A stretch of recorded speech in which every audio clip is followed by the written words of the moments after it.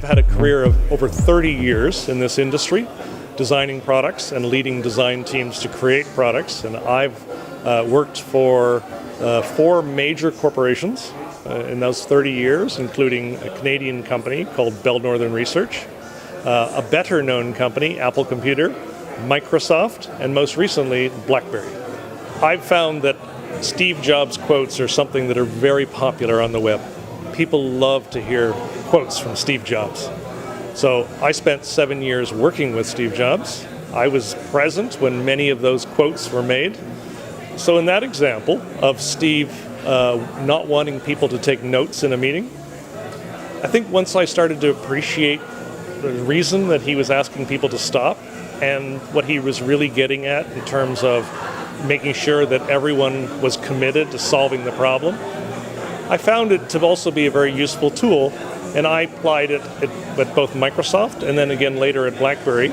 I adopted it as a personal policy that I would never take notes and really try to set an example for the rest of the team. And I've actually found it to be very useful and often proves to be true, that people who are really involved really don't benefit from having notes. So I chose quotes that I think were most relevant to me and that I could show an example of how I learned from that quote and then applied it later on in my career. So they were relevant quotes.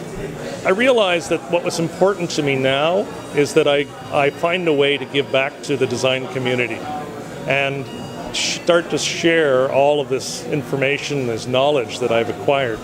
And so what I'm doing now is I'm working with small companies and working with venture capital companies that are investing in new companies that are building products that require design. And I'm trying to help them ensure that these new companies incorporate design from the day they get started. That design is not an afterthought. That design is there at the table when the company begins. So the strategy right now is largely just advising.